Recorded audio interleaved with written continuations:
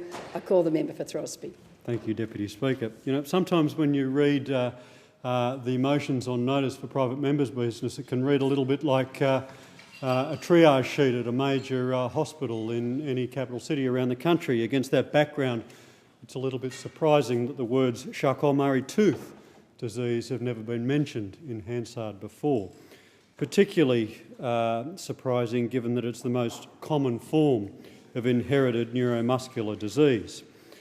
Despite this, awareness of the disease, Deputy Speaker, is extraordinarily low. That's why I'm pleased to have brought this motion before the House and to make a few comments about Charcot-Marie tooth disease tonight. I'd first like to acknowledge in the presence of the chamber tonight my constituent, Mr Scott Denton, who is in the chamber tonight along with his partner, Dr Joe Coghlan. Also like to acknowledge in the presence of the chamber tonight Mr Darryl Beach, who is the National President of CMT Australia, who is joined by his wife Robin. I welcome them to Parliament House and to this chamber tonight. I take this opportunity to commend Scott for his work in raising awareness of CMT and for using so much of his time and energy towards ensuring that those Australian and New South Wales governments take notice of CMT and the needs of those who suffer from this disease. Last week I had the pleasure of introducing Scott and Joe to the Minister for Health. Not surprisingly, Scott was the first patient with CMT that the Minister had ever met. Given the low awareness of CMT, many may ask, what exactly is this disease? Charcot-Marie tooth disease is the name given to a group of disorders that primarily affect the periphery nerves. The degeneration of motor nerves means a loss of ability for nerves to communicate with the body's extremities, the arms, the legs, the feet. That means that sufferers of CMT find it hard to stand for very long or to remain mobile. Trips and falls are an obvious risk. Sometimes, Deputy Speaker, the disease gets confused for other disorders. Sometimes when in public, people are confused for even being drunken and disorderly. Ignorance of CMT means that many of us mistake the symptom of physical unsteadiness for some broader disability or affliction. The consequences of the physical challenges of living with CMT are that those with CMT face many obstacles in trying to maintain social contact and to remain in the workforce. Yet, unlike many other diseases and disorders, they live a normal lifespan.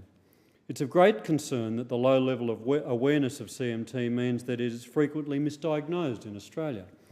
And once diagnosed, it's difficult for sufferers of this disease to then receive the treatment and support that they desperately need.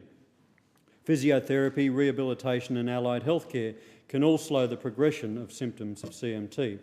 While there is a clinic at Westmead Hospital for children who suffer from CMT, there is no adult clinic in Australia for adult sufferers.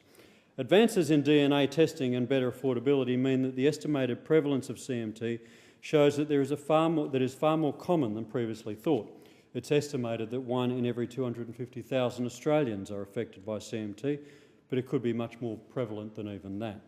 In particular, it's statistically likely that the prevalence of CMT is enormously undiagnosed amongst Indigenous Australians because since to date, only one Aboriginal family has been diagnosed. Naturally, with such a debilitating disease, the direct and indirect costs of CMT are significant to the sufferers and to the public purse at large. Unlike comparable diseases such as muscular dystrophy and Parkinson's disease, no data on the costs of CMT exists. For many reasons, including the human impact, not just the cost, it is important that the frequency of CMT is reduced. As a genetic disease, that means that gene discovery and pre-implantation genetic diagnosis, or PGT, and genetic counselling are required. Scott and Associate Professor Joshua Burns, who is at the forefront of medical CMT research in Australia, have developed a 3-step plan to reduce the financial burden of CMT. There is a clear case for more investment into the cause, the care and the cure of CMT. And for that reason, I've brought this motion before the House, and again I welcome Scott and Joe and others to the House today to draw attention of the House and the members within this House who are responsible for passing legislation on all manner of health care matters to bring this attention to the public awareness. And I commend the motion to the House.